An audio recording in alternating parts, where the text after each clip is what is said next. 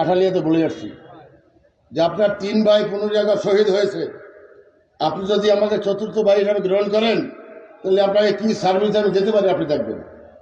বলছে আলহামদুলিল্লাহ, আমি আপনাকে চতুর্থ ভাই গ্রহণ করলাম। তবে তার টিকিট দেন, তাহলে দস্তখত করেন। দস্তখত করার টিকিট নিয়ে চলে আসলাম। ভাই 1.5 ঘন্টা সময়। এই 11:30টায় ঢাকার থেকে রওনা করছি, 3:30টায় জালুকাঠি এসে তাড়াতাড়ি তাড়াহুড়ো করে ফর্ম ফিল আপ করে কি যেন হলফনামা না কি কটা নেই কয় কি একটা জমা দিতে হয়, ফর্ম ফিল আপ জমা দিতে হয়। আমি যে একজন সঙ্গে আলাপ করব সেই সুযোগ আমার ছিল না। যাই হোক, নেত্রী মহাজ্ঞানী, আল্লাহ তাআলাকে 4 বার প্রধানমন্ত্রী করেছেন। আর আমি যে ওনার শক্তি, সাহস, মেধা, শারীরিক অবস্থা দেখলাম, উনি আগামীতে আরো 2 বার প্রধানমন্ত্রী হবে মিনিমাম। তারপর আর শরীরের অবস্থা আমরা সমবয়সী, বলতে পারি না কি হয়। তো আমি হারুন সাহেবের বারাবাদ কেড়ে নিতে আসি নাই। আমি সে ধরনের লোক না, সেই মনোবৃত্তি আমার নাই। এটা উপরাল ইচ্ছা।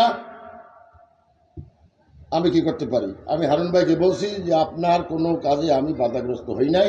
এটা নেত্রী বলেছে, কেন বলেছে আমি জানি না। পরদিন সকালে ডেকে বোধ হয় নেত্রী ওনাকে বলছে কেন আমাকে ওনার দলে প্রয়োজন। এই জন্য প্রয়োজন, বাংলাদেশে আজকে বিভিন্ন রকম ষড়যন্ত্র চলছে। তারা কেউ বলে এদেশে কম্পিটিটিভ ইলেকশন হবে না। কম্পিটিটিভ হচ্ছেন মানে বেশি অংশ লোক ভোট দিতে পারবে না। আমার অনুরোধ, আপনারা তো এমনি জিতে গেছেন, জেতা বড় জিনিস না। যে যে ইউনিয়নে, ওয়ার্ডে, সেন্টারে থাকবেন 70% ভোট আপনাদের কাজ করতে হবে। পারবেন আপনারা? সবাই পারবেন? 100 ভাগে 70% লোক কেমন করে আনবেন আপনারা আমার চেয়ে ভালো জানেন। এখন তো যোগাযোগ ব্যবস্থা অতি উন্নত মানের। আমি যখন প্রথম 79-তে কাঠালিয়া গেছি, একখানি ইট পাই নাই, একটা পাকা রাস্তা পাই নাই। এখন তো কাঠালিয়া গ্রামে গ্রামে গ্রামে পাকা রাস্তা আমি করে আসছি, বাকিটুকু হানুর সাহেব করেছেন, আপনারা চেষ্টা করেছেন। 70% লোক কিন্তু আমাদের চাই। কারণ কি জানেন, কিছু কিছু দেশ যারা বাংলাদেশের উপরে মাতুব্বরি করতে চায়, শেখ হাসিনা দাবাইয়া বিভিন্ন ব্যবসা বাণিজ্য সুবিধা নিতে চায়।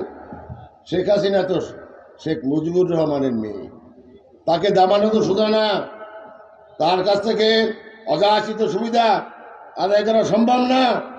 এই আমেরিকা চেয়েছিল চট্টগ্রামে একটা আমেরিকান বেস করতে। বেস বোঝেন? Air force base. এয়ারফোর্স বেসে বার্মায় বোমা মারবে, চায়নায় বোমা মারবে, 7 সিস্টারে বোমা মারবে, তিব্বতে বোমা মারবে, তাইওয়ানে বোমা মারবে। ওইটা দিলে উনি নির্দ্বিধায় আজীবন আমৃত্যু প্রধানমন্ত্রী থাকতে পারতেন। উনি বলছে প্রধানমন্ত্রী থাকি বা না থাকি, আজকে আসি কালকে অপোজিটে যাবো, আমেরিকান বেস বাংলাদেশ হতে দেওয়া যাবে না। মানে এই আমেরিকা 71 সালে আমাদের বিরোধিতা করেছে, আপনারা জানেন তো। সেন্টারে 70% লোক আনবেন। এই যেমন বাবারা, ছেলেরা, পারবে তোমরা?